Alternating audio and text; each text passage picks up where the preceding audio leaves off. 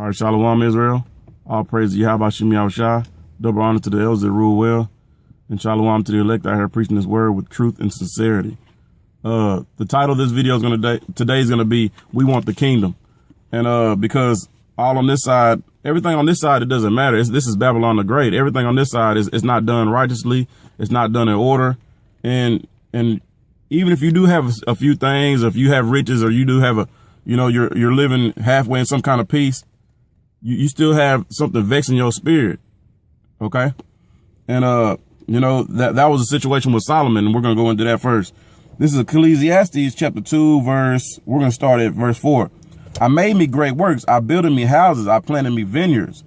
I made me gardens and orchards, and I planted trees in them of all kinds of fruits.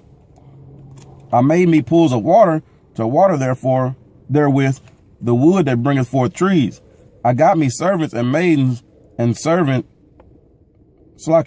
had servants born in my house. Also, I had great possessions of great and small cattle above all that were in Jerusalem before me. I gathered me also silver and gold and the peculiar treasure of kings and of the provinces. I got me men singers and women singers and the delights of the sons of men as musical instruments and of all sorts. So if you can picture that, King Solomon, he was living good. That's how Jake wants to live. That's why we want the kingdom. We want all of those things, right? But in righteousness. So we're going to drop down to, let's drop down to verse 17. This is still King Solomon speaking. Therefore I hated life, because the work that is wrought under the sun is grievous unto me, for all is vanity and vexation of spirit. So all that stuff didn't matter, and it vexed him, right? And it said the most important part of that scripture, of that verse is, therefore I hated life. Because, on this side, it's not done the right way. We want the kingdom. That's the only way that it's going to be done. We're going to be living in righteousness. And that's through the kingdom. He said, therefore I hated life. Okay. And I got the definition of vexation and vanity. Let's go to vanity first. This is dictionary.com. Excessively proud of or concerned about one's appearance, qualities, and achievements. And when you think of vanity, that's the definition of Nate and them's camp, right? It says excessively proud of or concerned about one's appearance, one's own appearance, right? Because we're on the highways and byways with these dirty, dingy garments like they call us having. And, and they're with these concerned about how they're looking, man. We're not worried about that. We're here to preach this word, and that's it. Okay. And, here's the definition of vexation. Act of vexing, state of being irritation. It's like irritated, vexed, annoyance. So we're annoyed by this. We're annoyed by everything that's going on this side. Our spirit is just annoyed. We're vexed. Okay. And this is not how we want to live. We want the kingdom. All right. And there's going to be a process of things that are going to have to happen for us to get to the kingdom. All right. And in order for us to get the kingdom, what has to happen? America has to be destroyed. And that's a prophecy. Okay. So most people sitting here we're on the highways and byways, or some people get on the comment board calling us crazy or conspiracy theorists or something like that. Y'all are crazy. Because in the scriptures, it tells you, blessed is he that readeth and keepeth this prophecy. Okay. And this world being destroyed, that's a future prophecy. All right. We're going to get that too.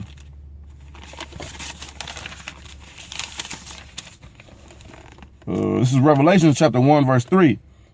Blessed is he that readeth and they that hear the words of this prophecy and keep those things that are written therein, for the time is at hand. The time is at hand right now. Okay. And it says, and they that hear the words of this prophecy and keep those things which are written therein. And it tells you in the scriptures that this place is going to be burnt up. And in order for us to live in the kingdom, this place has to be burnt up. It has to be destroyed. All right. Let's go to Colossians chapter 3, verse 2. Set your affections on things above, not on things on the earth. For ye are dead, and your life is hid with Yahushua in the Most High. When Yahushua, who is our life, shall appear, then shall ye also appear with him in glory. All right? Because the scriptures say, set your affection on things above, not on things on the earth. Because there's nothing for us on this side, right? We want the kingdom.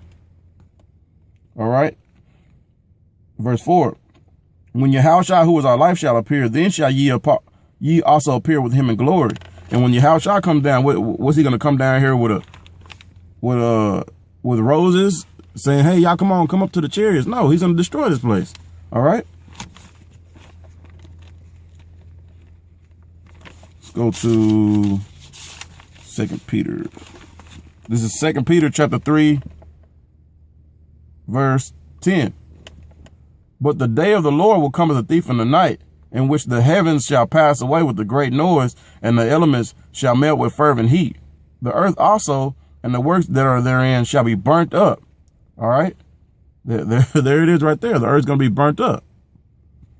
Seeing that all these things shall be dissolved, what manner of person are ye to be in all holy conversation and godliness, looking for and hastening to the day of the Most High? We're supposed to be looking for and hastening. We're supposed to be praying to the Most High, man. Come get us, man. Destroy this place. Get us out of here. All right. Wherein the heavens being on fire shall be dissolved, and the elements shall melt with fervent heat. Nevertheless, we, according to his promise, look for new heavens and new earth, wherein dwelleth righteousness. All right. Because like we were going back to the story a while ago in Ecclesiastes. Okay. And the only way you're going to be able to live in righteousness is for the Lord to come back and bring these new heavens and the new earth. Okay. And it is going to be on this earth, but it's going to have to be destroyed first. The earth's going to have to be cleansed first. All right. So, like I said, we want the kingdom. We'll go to another scripture here. We're going to end it on this. Because if you're trying to get comfortable on this side, or you know, build you a garden and you know, get you silver and gold and everything like Solomon, something ain't right with you. All right. This is Revelation chapter 21, and we're going to start at verse 1. And I saw a new heaven and a new earth, for the first heaven and the first earth were passed away. All right. The earth, this is a future prophecy. The earth has to be cleansed. And this is like in 2 Peter 3 and 12. This is what we should be looking for and hastening for. And there was no more sea. And I, John, saw the holy city, New Jerusalem, coming down from the Most High out of heaven, prepared as a bride adorned for her husband. And I heard a great voice out of heaven saying, behold, the tabernacle of the Most High is with men, and he will dwell with them, and they shall be his people.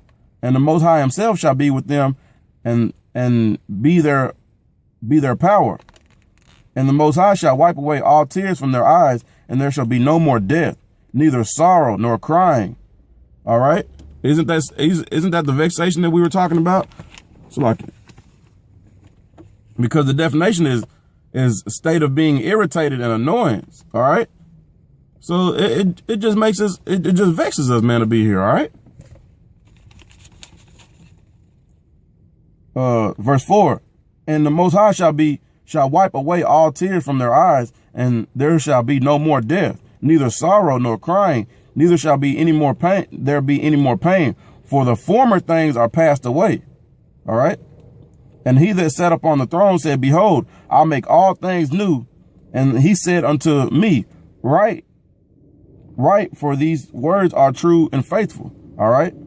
And the Most High, he has to come back and bring and destroy this place in order for us to get out of here. Okay. And if you're out on the highways and byways and you're not preaching the destruction of America, then something's wrong. Okay.